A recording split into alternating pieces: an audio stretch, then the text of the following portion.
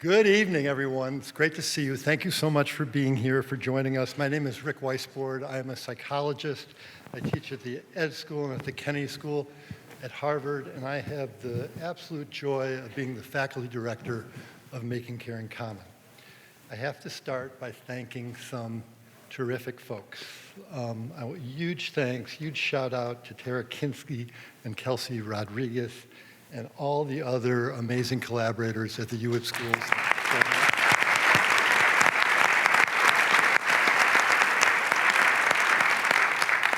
I want to thank Rehema Ellis for her great generosity in being here, and my inspiring friends and collaborators, Lisa Damour and Jenny Wallace. Please read their terrific books. I want to thank my wonderful colleague, Kiran Bhai, who will also be on the panel, and Katie Goodspeed, who did a tremendous amount of work to make this happen, Allie Cashin, Jamie Farnsworth-Finn, for all their work on this event, as well as the rest of the fabulous Making Caring Common team, who bring deep intelligence as well as their hearts and souls to this work day in and day out. This is the 10th anniversary celebration of Making Caring Common, and I want to tell you a little bit about our story and our work and how it ties to mental health, and I promise I will be brief. Making Caring Common, in a sense, is built on a troubling finding. About 15 years ago, we started asking diverse high school students across the country. At this point, we've probably asked 50,000 students versions of this question. What's most important to you? Happiness, caring, or achievement? We asked them, what do you mean by happiness, caring, or achievement? People mean different things by these things. And what do you see as the relationship between happiness, caring, and achievement? We also asked them, how do you imagine your parents would rank these things for you? Is it more important to your parents, you're happy, high achieving, or you're kind? And then we asked parents, what are your priorities in child raising? Are your priorities that your kids are happy or high achieving or kind? In a nutshell, about 80% of students' top choice was an aspect of their individual success, achievement, or happiness. Only 20% of students chose caring first. When we asked parents what was most important to them in child raising, they said that their kids were caring. But when we asked kids, how do you imagine your parents would rank these things for you? What do you think they said? Achievement. Caring was a distant third. And so there is a disconnect between what we as parents are espousing and what kids are absorbing day to day. And I want you to pause and to think about this for a minute, because I think the degree to which we have elevated individual success as the primary goal of child raising and demoted concern for other people and the common good may be unprecedented in our history. And what's at the root of this? Well, we have one clue about one root. We also ask parents, what do you think is most important to other parents in your community? That their kids are high achieving, that they're happy, or they're caring? What do you think they said? Achievement. So we have a situation where parents' most important priority is caring, but parents think that other parents' most important priority is achievement. So in a sense, a vast majority of parents think the problem is a vast majority of other parents. I think one reason that we are at this juncture is we have failed to face squarely that the problem is not just them, it is us. I am worried that we have lost our way. The problems we are having in our country, the hostility, the persistence of racism and sexism, the epidemic of loneliness, the intolerance, the polarization, have many causes. This is a puzzle with many pieces. But I think one big piece is our failure and I say our failure, to prioritize concern for others and the common good. And let me just underscore that this idea that we should prioritize caring in child raising is not new or radical. Mother's primary job in this country through most of our history, it should have been fathers too, was to raise ethical, caring children who would be good citizens. Our schools in this country, our public schools and our independent schools, were founded to cultivate in children ethical character, not to cultivate in them academic achievement.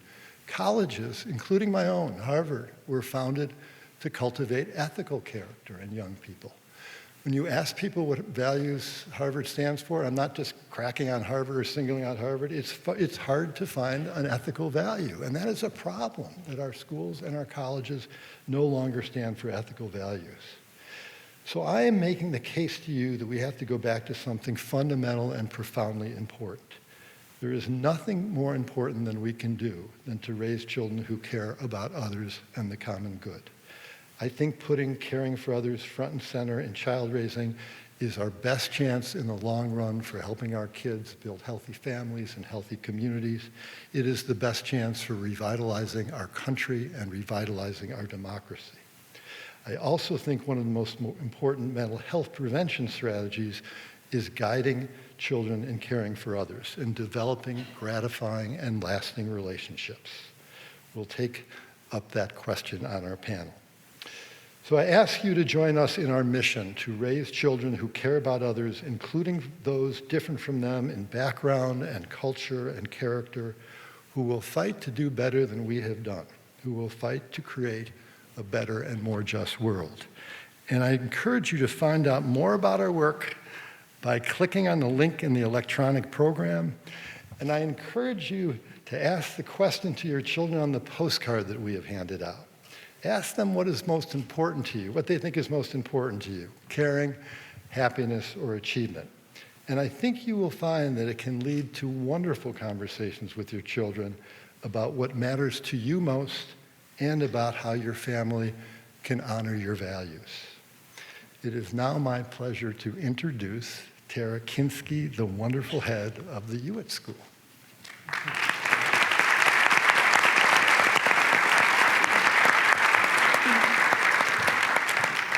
Thank you, Professor Weissbourd, and good evening, everyone. As Rick just said, I am Tara Christie Kinsey, the head of the Hewitt School, which is a K-12 girls' school here in the Upper East Side, just up on 75th Street.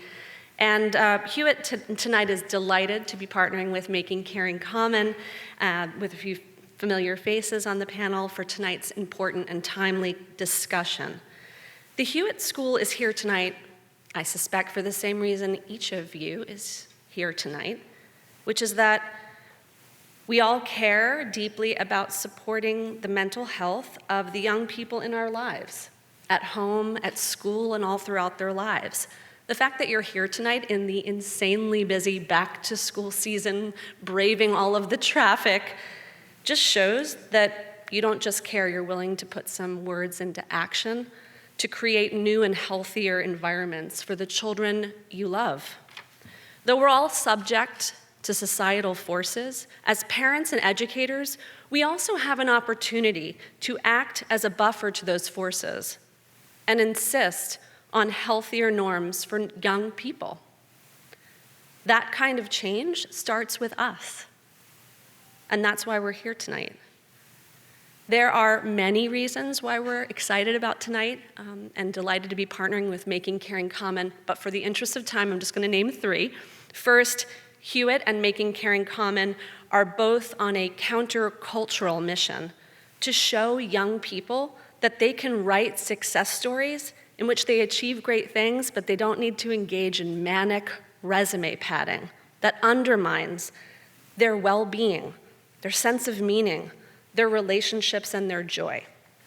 Second, we're both on a mission to teach young people to develop caring and connected relationships and to use their voices to stand up for themselves, for others, and for the issues they care most about. And third, we're both on a mission to build and nurture communities in which young people truly feel seen and valued and loved, and not just because of what they achieve or what they can contribute, but simply because of who they are. So everywhere we look, we see the impact of Making Caring Common on the Hewitt School, and we'll always be grateful to Professor Weissbourd and his team for their partnership. So before I turn the stage over to tonight's panel, I want to offer special thanks to Hewitt parent and trustee Rabbi Joshua Davidson for welcoming us here in this beautiful auditorium, in the beautiful Lowenstein Auditorium at Temple Emmanuel. Thank you, Josh. And it is now my pleasure to introduce Rehema Ellis, our moderator for tonight's conversation. Rehema has been a reporter for NBC News since 1994 and was named the network's education correspondent in 2010. Her work has appeared on NBC Nightly News, Today, and MSNBC. Rehema has received numerous awards, including local and national Emmys, Edward R. Murrow Awards, Associated Press Awards, and awards from the National Association of Black Journalists. She is a graduate of the Columbia Graduate School of Journalism, as well as a recipient of an honorary doctorate degree in journalism. Welcome, Rehema.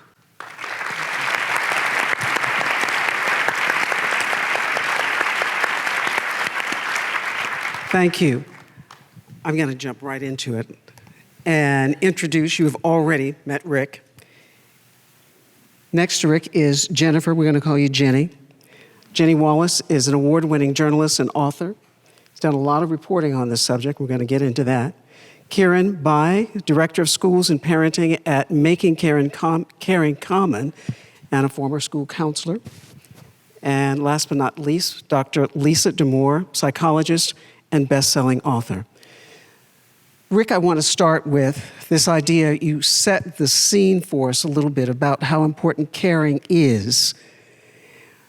One of the things that I've noticed in my reporting, and I know that you've noticed as well, we've got an estimated 1.1 million teenagers who die each year. As we talk about teen mental health, that's what this panel is all about. We talk about the leading causes. Of course, there's road traffic, injuries, but there's also suicide and interpersonal violence. How did we get there with our children?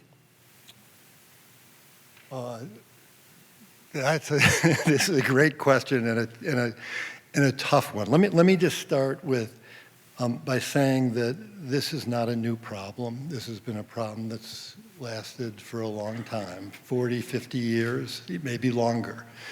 There has been a spike, and its spike began around 2011, 2012 in this country, and you do see this big uptick in anxiety and depression, in suicide ideation, and in suicides.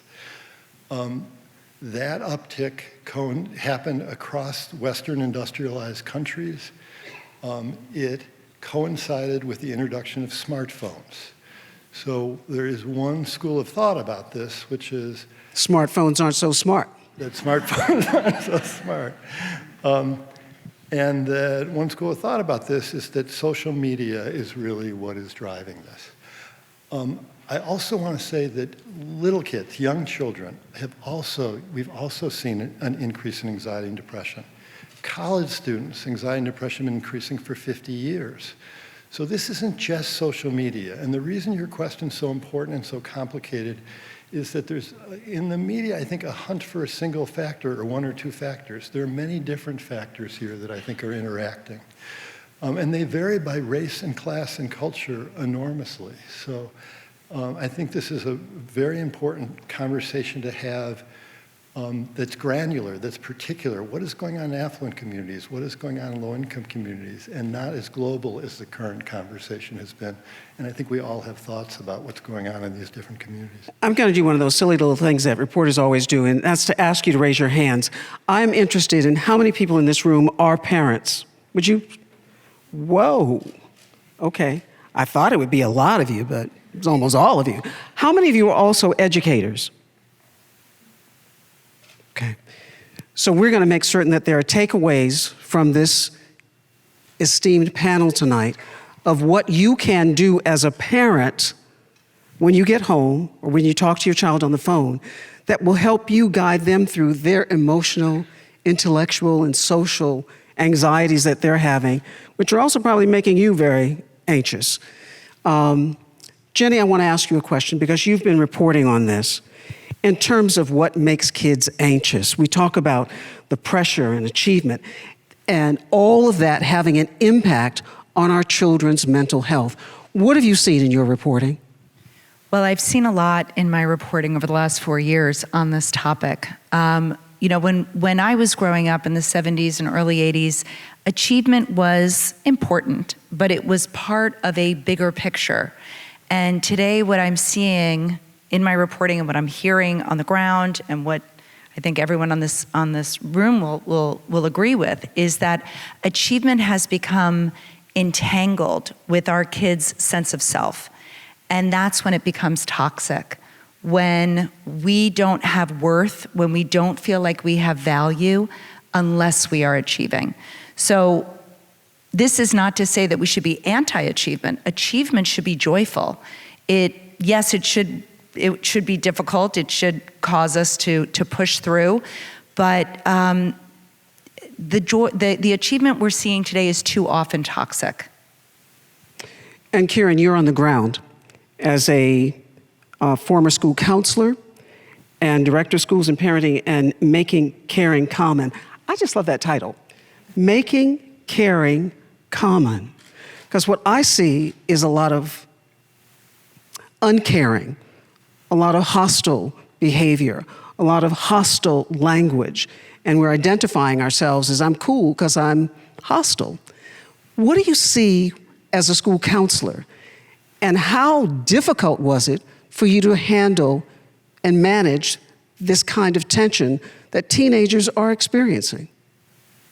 Thank you for that question. As Rehema said, that I was a school counselor for many years, both in Massachusetts and in New Mexico. So I got to work with a lot of different populations. And what I saw was what you were saying, a lot of that hostility and a lot of mental health issues that spiked during COVID.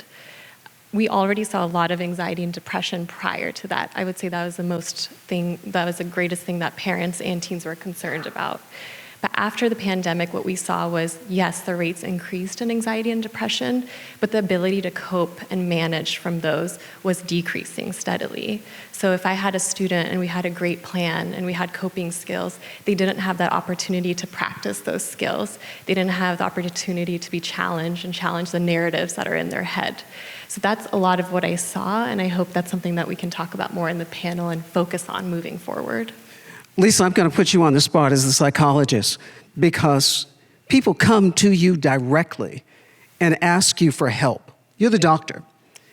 And these parents in this room, including me, want to know what kind of strategy, what is a parent to do when they see that their child is experiencing some emotional anxiety and they're acting out? What do they do? Thank you for asking.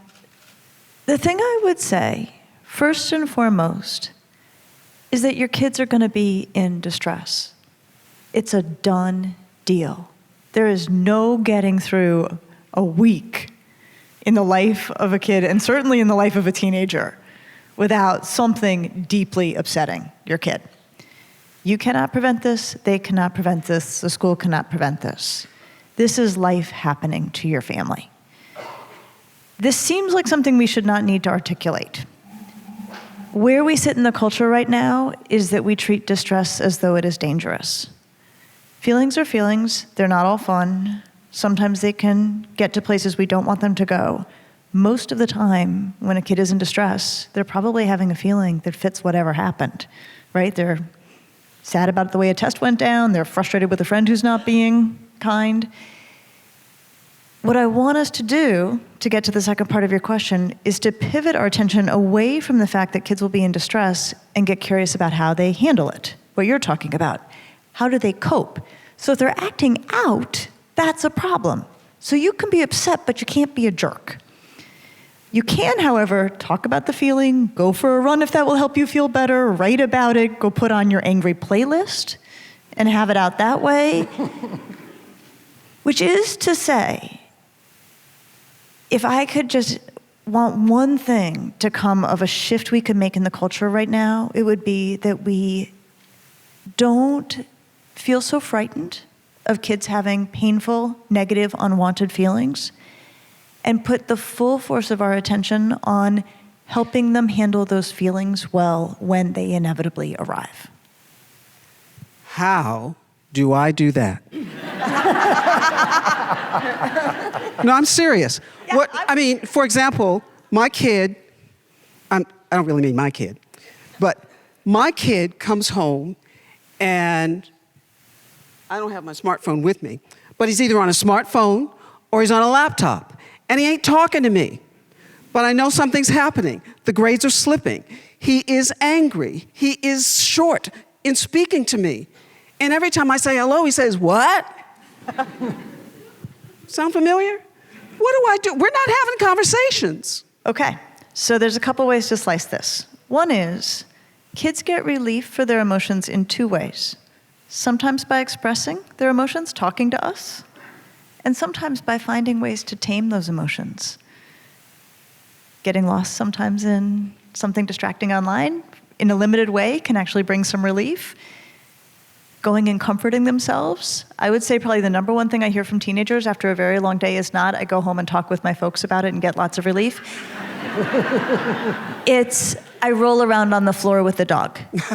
Or I'm 17 and I go get my Captain Underpants books and I reread them. And then maybe watch Mulan, right? That they have elaborate, adaptive strategies that are effective for coping that we do not always recognize and honor as adaptive strategies. I would say right now the culture is very much caught in, if a teenager's in distress, the thing they should do is find an adult, hopefully me, their parent, and tell me all about it, and then I can say brilliant things and help them feel better. That is awesome when it works. I would say it's a very rare occurrence in homes. Rick, I want to ask you a question, because one of the things I think that happens with parents is we begin to think that I'm a bad parent, that I'm not getting this right, that Dr. Spock book was good for a baby, but while it's always be my baby, he ain't a baby anymore. So how do you, we talk about our children being in therapy. Should our parents be in therapy too? Well, my son is here. He could answer.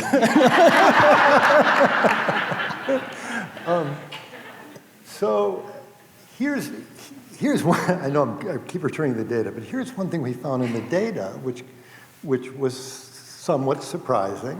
You know, there's a lot of focus on the teen mental health crisis right now. In our data, we did a very good national survey of teenagers, young adults, and of parents. And we also did dyads, parents and their teens. And what we found is that parents are suffering anxiety and depression at about exactly the same rate as teens are. We would be just as right to sound the alarm about a parent mental health crisis as we would about a teen mental health crisis, to your point. And so I think we need to care for the caregivers. And that means that as a society, we need to do much more than we currently do to support parents. But it also means that parents need to take care of themselves. So, you know, parental isolation is a huge problem right now. Maintaining your friendships is extremely important. Finding ways to meditate, to do mindfulness, to do the things, go for a walk, the things that help you relax is going to be important, and really important for your ability to engage and listen to your kids. So I could go on and on about this, and I know a lot of other people have thoughts about it too. But yes, some parents need therapy, but I think the bigger issue is as a society, we are really not structured to care or support parents in the way we should be. Jenny, did you hear a lot of that? Did parents open up to you about this in particular? I did. I heard a lot about parental loneliness, and I talked to parents, you know, in their kitchens, and it wasn't that the parents I met in these relatively affluent communities, it wasn't that they didn't have friends. It's that they often didn't have the bandwidth or the time in their busy schedules to invest in friendships so that they could be true sources of support when things were going wrong. You know, we're told often to put our oxygen masks on first, right? But what I heard from the researchers who have studied resilience is it's not that we should be putting our masks on us, that not one more thing for us to do. We should have people in our lives who can see us struggling and gasping for air, and to put that mask on for us. And that requires time and attention and deliberate connection. Not a lot of time, but according to the research, once a week, 1 hour, with someone that you can open up to, that you can connect with, who can see what you're going through, that you could be vulnerable to, and that they could be vulnerable to you. Is that on Saturday or Sunday? I got to go to the grocery store. I mean, So you could do it on Zoom, by the way. There's research that both in person and Zoom can be just as effective. You do have to make the time. Have to make the time. Kiran, I'm curious about this. When my son was in school, and he's still in school, going to see the teachers and parent-teacher conferences was like speed dating on steroids. I got 5 minutes. And then they looked at their watch and said, there's somebody else waiting outside. And I was like, but I was the someone else waiting outside a few moments ago. So what do you do when you've got a whole school of kids, and maybe a quarter of them need to come in and see you? How much time do they actually get? Not that much, unfortunately. I think we talk a lot about what schools can do, and we work at an education nonprofit. I think we have to recognize that schools are already doing a lot, right? And I think you're the first responders. yeah, We talk about I first agree with you. responders, but teachers and schools are a lot of our first responders. This is where our children come and bring all of that baggage, and it walks through the front door of the schoolhouse. Yeah, and I got to see, so I worked at a small charter school, K through 8, very small, so 200 students, and I would see 40 of them, which is a very large percentage, and really hard to manage. I would do in-class lessons, I would train some of the teachers, so it was a lot, and that's me seeing 40 students. Teachers see 30 every day, minimum, in an elementary school. So there is a lot going on, and I feel like what we need to do is still prioritize relationships when possible. So even though I couldn't see all of the students, I remembered their names. I greeted them when they came in. I got to know if they had siblings at the school. I got to know their parents and caregivers whenever possible.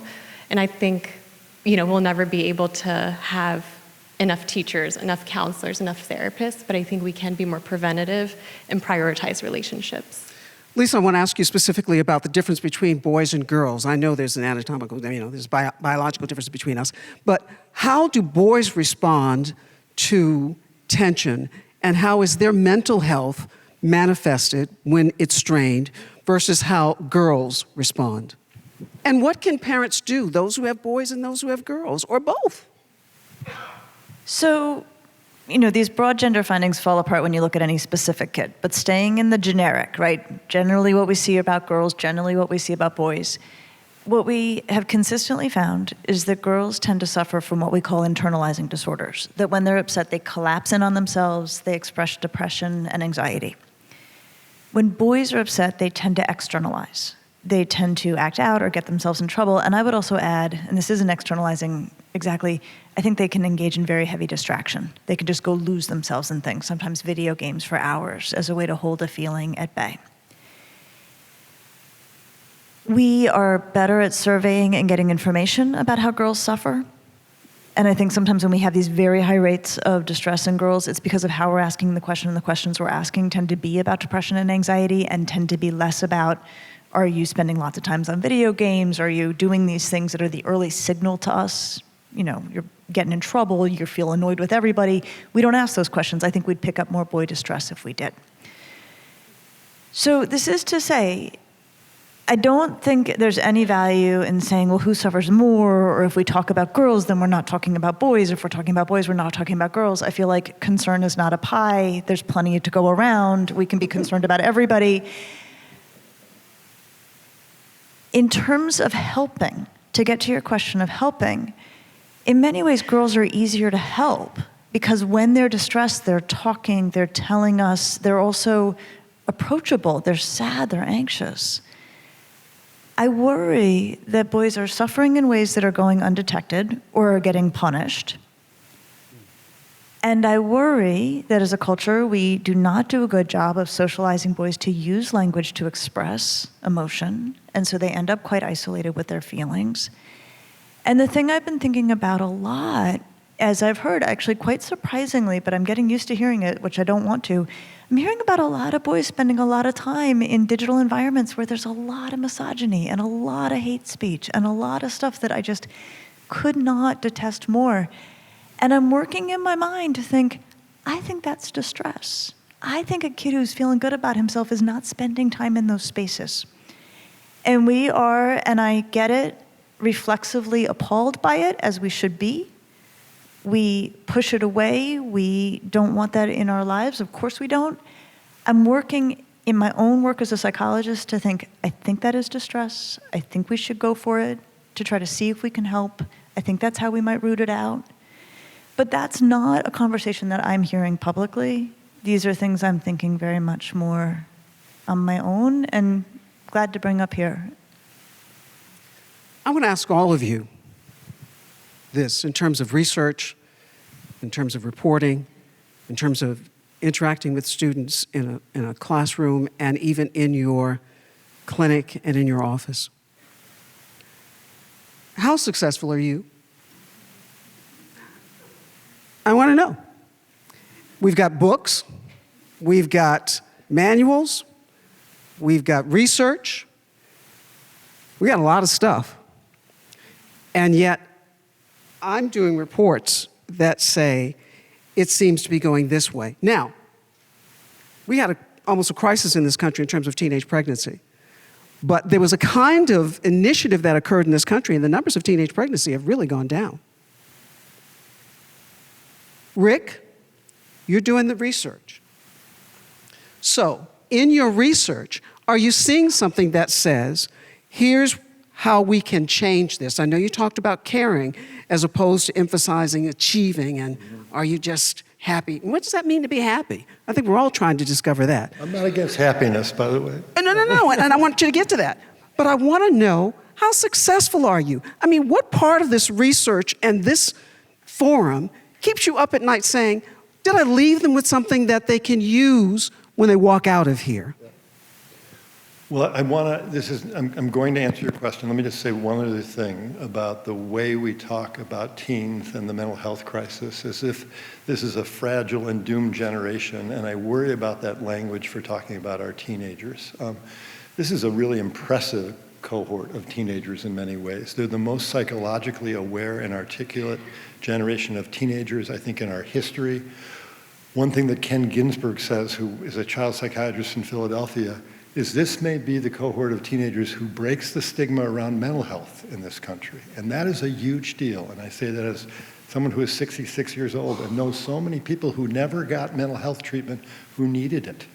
So I have a lot of hope for this generation of teenagers as well. And I think we should all have hope for this generation of teenagers. In answer to your question, I would say a couple things. One is that we have a terrible shortage of mental health providers, and that's one thing that we need to take care of, particularly in low-income communities and in rural communities. I'm in Boston, which may have more therapists per person than any place in the world. Maybe New York ranks right up there with us.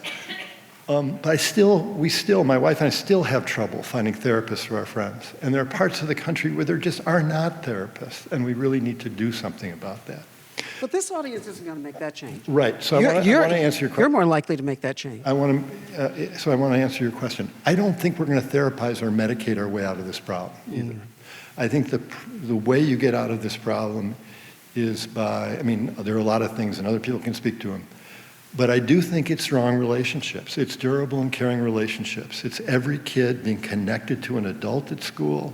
It's the work that we do with parents to help them develop strong, sturdy, caring relationships with their kids.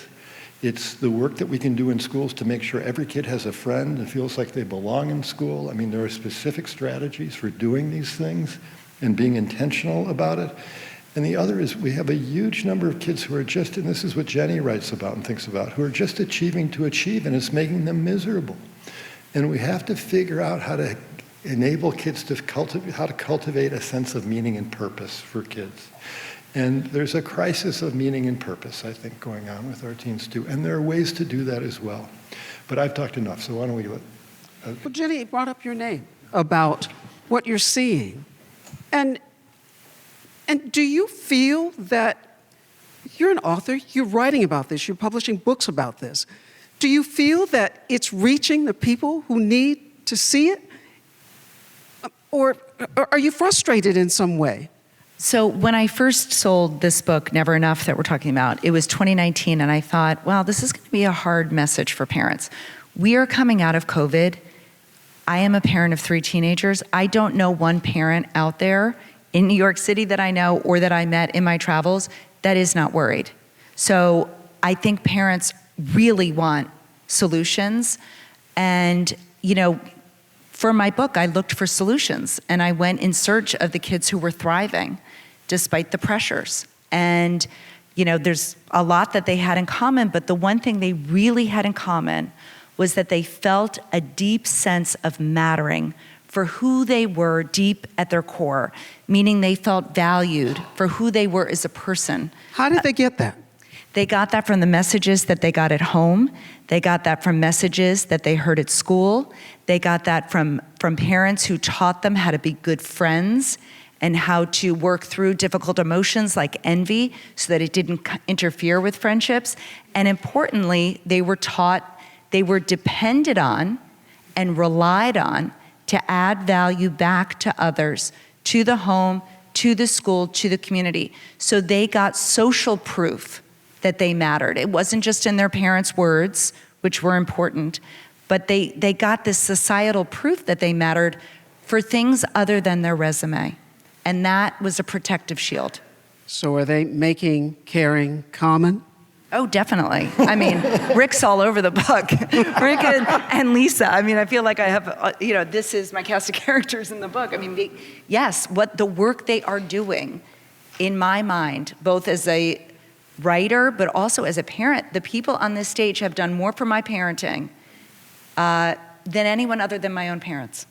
So I would say, listen to what they are saying. They have practical strategies. The parents we need to be, the parents we want to be. No, you got right first. Okay. A revolutionary book. Lisa Damour's Untangled. There's so many great resources out there. What we need is not just the resources, but conversations like you're prompting now. And in the school situation, Kiran, how do you do that in a school? What does an educator do when a kid is feeling they don't want to be competitive, but they feel they have to be competitive? In let's say, not just academics, but it's good to be competitive. Some competition is good for us. But how do you encourage that kid not to be afraid or not to feel less than if they're not as competitive and outreaching and outgoing as the next kid? What do you say to them? Well, I agree with what Jenny's saying. I think it's good to have goals and it's good to achieve. But I think we need to get down to the foundation of that and help students discover what their values are and what their, why they want to achieve what they want to achieve, right? And make them feel valued for who they are, make them feel seen, make them feel heard. And I think if students have that strong foundation in school and at home, I think that they're more likely to be protected from the harms of achievement pressure. Lisa, tell me, it can't be what a lot of us used to do when our kids came home. It's like, how was school today? Okay. What'd you do? Nothing. Right? Very common. That can't be how we say, how do you feel? Let's go. How do you get that kid to get that feeling? How do you get them motivated to come with you to an activity, to do something that will spark that emotion in them that makes them feel like the world and their life is worth living? Let me start with... Easy question. Yeah, thanks a lot. Let me start with that interaction, where we're trying to talk to our kids. Now, we're talking a lot here about youth mental health. My world is adolescence. I have that same feeling interaction every evening in my home with my kids.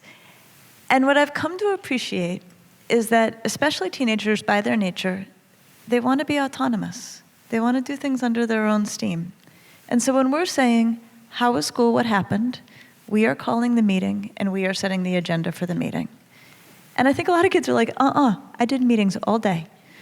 I went class to class to class where the meeting was called, the agenda was set, I can get out of this meeting and I'm gonna.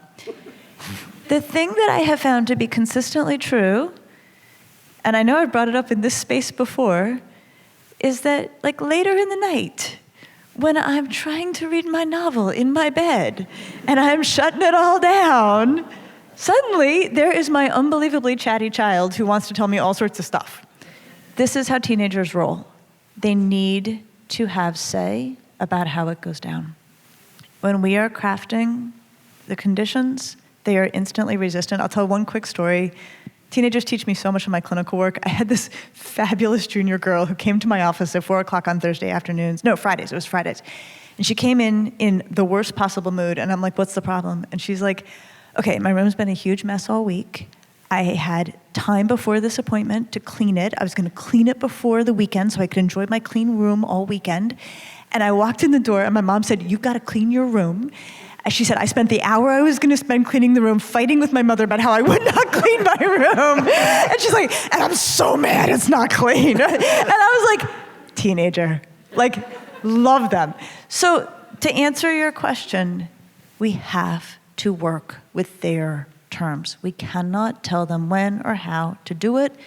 They need to find their way. We need to support their way. We can make options available. But if they do not script it, if they do not craft it, they will not get out of it the life-giving force, the joy, the pleasure, the ownership that helps them feel good about themselves. Rick, would you want to be a teenager today? I think it's really tough to be a teenager today, but I think it's tough for all of us today, actually. I mean, I think that's part of what I'm saying about what we're seeing, what we find in our data, but just our experience. You know, the world is a scary. I don't mean to be doom. The world's a tough place right now. It's a scary place. I think teenagers are feeling it. They're feeling it around climate change. They're feeling about threats to our democracy.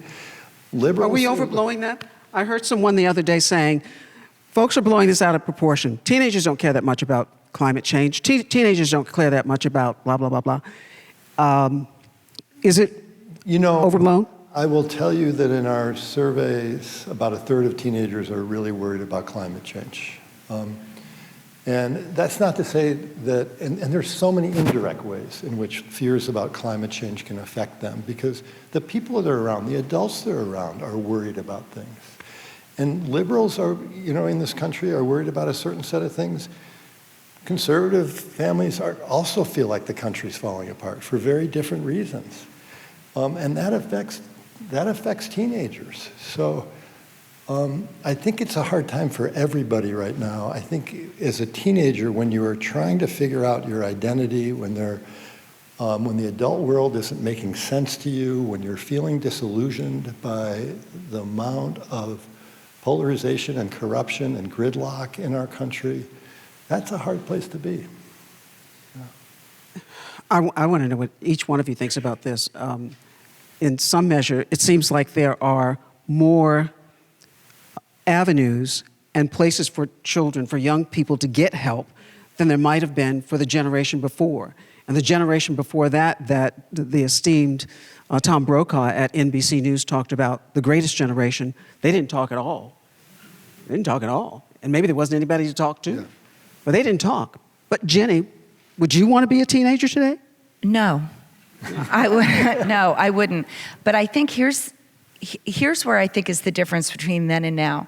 I think we have, as a society, removed so many of the buffers that used to exist that protected kids. Such as? From close relationships, neighbors, family nearby, normalizing interdependence, relying on people and having other people rely on you. We have become so fast-paced, individualistic, and as one mother I interviewed said, we are, suffering siloed in our own homes every day. So no, I wouldn't want to be a teenager today, but I will tell you something that I read that Ned Hallowell, who's a psychiatrist, wrote, that I try to keep in my head, and I try to make it a family mantra that I think can buffer against this, which is an idea, don't worry alone. I think it's as true for parents as it is for kids. And Sonia Luthar, who until recently she passed away, was one of the world's leading researchers on resilience. She talked about how a child's resilience rests on the resilience of the adults in their lives, the teachers, the parents, and adult resilience rests on the depth and the strength of their relationships. So if you leave with nothing, leave with the idea to not worry alone and to normalize that in front of your children so they know not to worry alone. Kiran, would you want to be a teenager today? I'm going to say yes and no. Good answer. No, because for the obvious reasons. Social media, I think I wouldn't be able to handle it with my anxiety. And I think it is a lot tougher on girls and women, a lot of body image insecurities, and I feel like the constant flood of news and information that's unfiltered. I grew up with a lot of anxiety. I know I wouldn't be able to handle it, so no in that way. Part of me is thinking yes because, I had symptoms of anxiety starting as young as 9. And I remember going to my parents about it, who are very traditional South Asian parents, and they would not believe me. They said I had the most perfect life living in this house in Dallas. I had no worries. I had no reason to feel that way. And the reason I wanted to become a school counselor was because that feeling of anxiety feels so similar to the feelings of guilt and shame. And I didn't want other children to feel like they did something wrong or that something's always wrong. And I think, as Rick said, this generation is amazing. They are really breaking down that stigma of mental health. They're being much more vulnerable than my generation was and the generations before about their emotional struggles. And I do think if I got support for anxiety earlier, it's much easier before your brain is fully developed. Lisa, if you could talk to a psychologist like you, would you want to be a teenager today? Well, I don't know. I think it's really hard to be a teenager. I'm going to second a lot of what was said. I want to put it in a package, maybe some of what was said. I think what makes it so hard right now is there's so much input and there's such a high expectation of output. Right? Teenagers just take on so much information, largely through their phones and digital technology, so much more than we ever had to metabolize as teens. I mean, I just think about how little input I had in a day. Like the busy day, sports practice, come home, somebody eventually kicks you off the phone, like there's nothing left, right? I mean, and what a break that was. And then having had my older daughter go through the college process, when I think about what she did to get into college versus what I did to get into college, I mean, it's a completely different landscape. So in those ways, if we try to think about where the interventions sit, can we reduce the input? Can we reduce the output? Can we bring them both down a little bit? Here is the thing, though. I adore teenagers, and today's teenagers are as fun as any I have ever cared for. They are operating at a discourse level in terms of their ability to find shortcomings in people's arguments, notice shortcomings in their mother and other people around them. Their discourse around progressive ideas, their unrelenting high expectations for the people around them in terms of behavior. We were not anywhere near their level of cultural analysis. That's what I would call it, cultural analysis. It wasn't even on our radar. Any 16-year-old right now who is paying attention, we were probably 30 or 40 before we were where they are now. We're going to do a Q&A session. In the Q&A session, we solicited questions from folks, and we got over 100 questions. We can't do 100 questions tonight. But I want to share some of these questions that came from you folks in the audience with our panelists. And one of them is, Rick, since you're close by, all of these are so good. Let's talk about K through 8th grade and mental health. And what does your research tell you of how, I know we've started off talking about teen mental health, but people want to know about mental health in general. What's the research tell you about how we can support children who are these emerging teenagers to navigate their mental health in a way that is constructive and not just go to the corner? Well, everybody should jump in on this one. Oh, yeah, I do want everybody to jump in. Everybody should jump in on this one, too.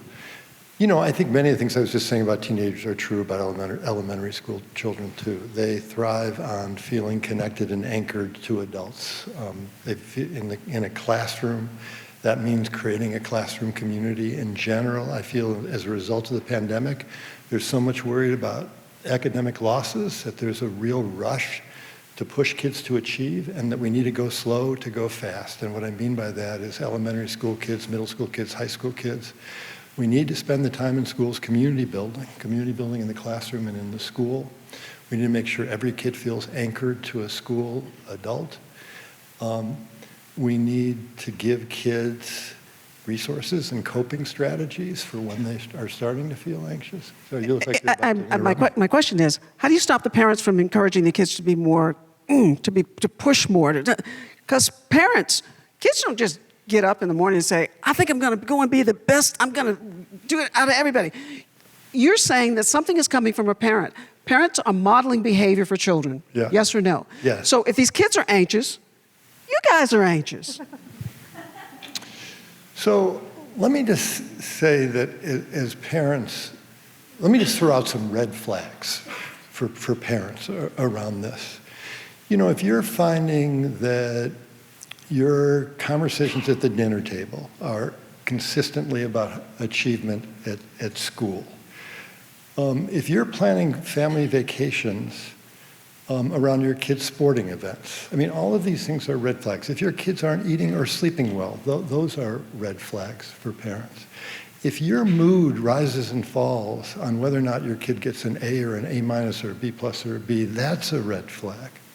I do think, Remy, that you're absolutely right. I mean, this is hard. This is the work that we have to do as parents, that we are sending, often unconsciously, saturating our kids with messages that prioritize achievement and their well-being. And that we have to be able to do the self-observation, the rigorous kinds of self-examination, to recognize the ways in which we're doing that.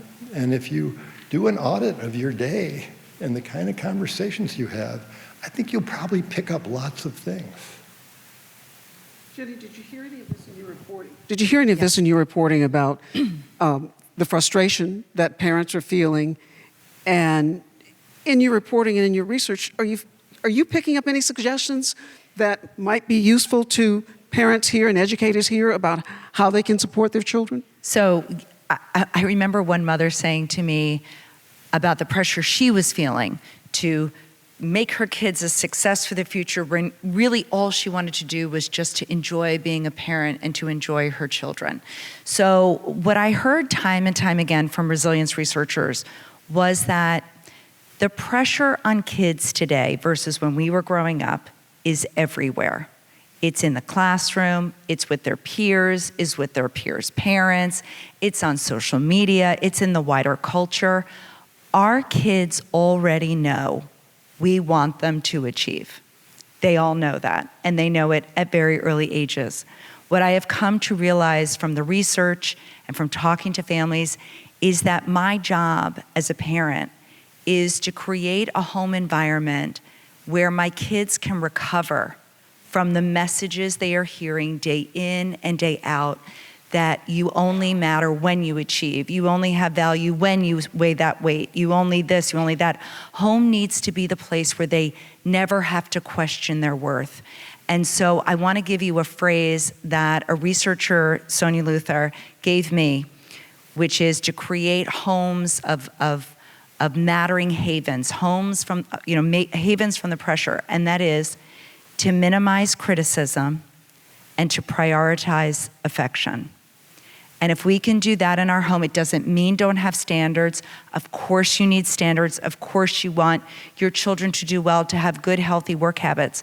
But how we emphasize those things, how we communicate that to our child, to be very clear about separating the deed from the doer. And when it comes to warmth, one psychologist I interviewed said, greet your children every day, once a day, the way the family dog greets you. Just with total joy for who you are. So I would say minimize criticism, prioritize affection, and know that your kids already know that you want them to achieve. Can I say one please. thing quickly? I agree with Jenny. I just want to tell you one very quick story. This is about my oldest son. My second son is here, but... Where's your son? Raise your hand. You look okay.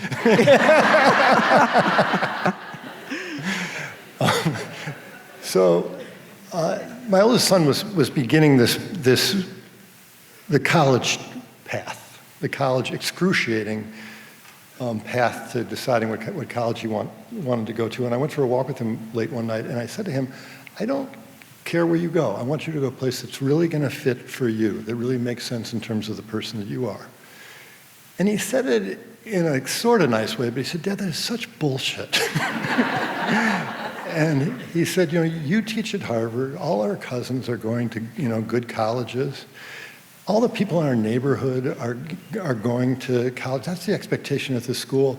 He's sort of saying, you can take the high road because there's so many forces that are doing the muscling for you in this community. And I think as parents, when you look at the communities that you're in, we have to be aware of all those forces that are pushing our kids around achievement. And we have to counter those forces and learn how to manage them. I thought about the social distancing that we were encouraged to do when we were in the height of the pandemic. My child was 16, and he had started social distancing about 2 years before then. So it wasn't hard at all. I was trying to give him a hug, and he was like, nah. I'm going to switch up the question a little bit because I can't let us go without doing this, because I only got 2 minutes, they're telling me. We haven't talked about marginalized communities. You just talked about this high-end, high-achieving, high economic communities. That's not all of America. Lisa, talk to me about what do we do in communities where the social messaging is not about I'm going to Harvard, is not about I'm going to Yale, or I'm going to be the doctor. It's happening in some places, but that's not the general impression that we get from marginalized communities. How do we help those kids? So, again, another easy question you throw my way. I'm going to walk up to this through the lens of a psychologist, and I'm going to think of it in terms of stress and trauma.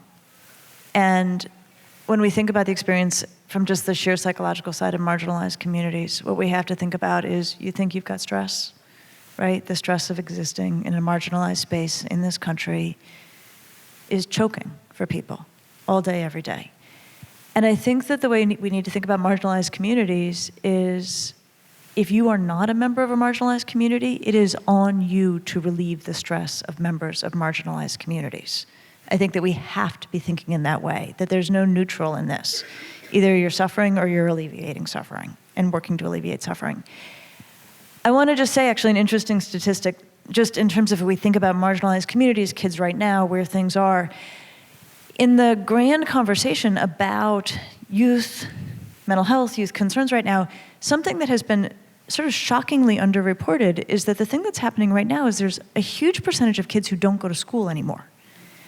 Chronic absenteeism, which is kids who miss 10% of school or more, is right now double what it was before the pandemic. So we are 2 years out from the pandemic, and it is double. And you know who it's bigger for? Kids in marginalized communities. And the reason we think, and this is anecdotal, there are a lot of kids who in remote schooling did no schooling. Their communities did not have Wi-Fi. They needed to go to work for their families. They were caring for younger siblings, so they could not be on that Zoom class. And so as much as we are understandably anxious about kids who have too much, are drinking from a fire hose, we are not, I think, talking nearly as much as we should be about kids who lost a couple of years and now many schools feel are lost to the schools. So there's much to be done. They're telling me I have to wrap, but I want to wrap on a good note. I think all of these notes have been good. I'm going to ask you to give me one sentence, each of you, in terms of whether or not you are hopeful that we can bridge this gap in mental health for our children, and maybe even in mental health for ourselves. Are you hopeful, Rick, in 2 sentences? You told me to wrap. Yeah, no. I mean, first, I thank you so much. I really mean that. I really appreciate your pressing us on this question about solutions, because I think that's exactly what we need to be doing. I'm very mixed, is the honest answer to your question. I'm glad there is so much attention to this right now. I think we will see more resources and services, but I think the real issue is taking a hard look at our schools and our culture and our family and doing the work much of the work that I think Making Caring is Common is trying to do. And we have to have much more resources, energy, mobilization around that work in schools and families. Jenny, any hope from you? I'm hopeful. I think we're talking about it so much. I think, I'm really hopeful. I think there's an awareness and there's a real conversation happening out of COVID that is accelerating things. Kiran?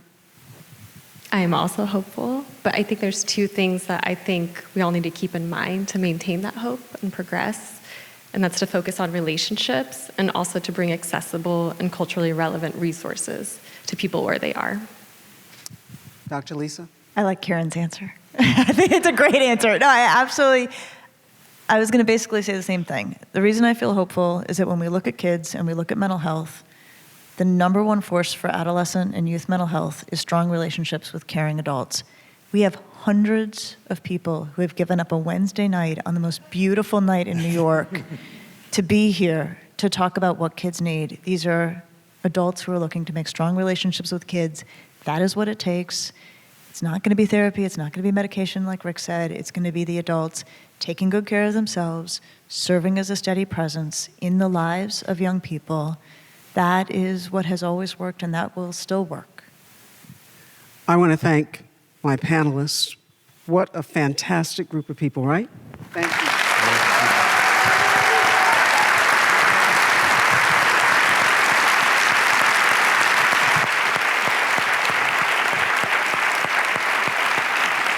And as Dr. Lisa said, I want to thank each and every one of you for coming out. You have been fantastic. The questions that I was asking is partly because of what you have asked. Thank you very, very much.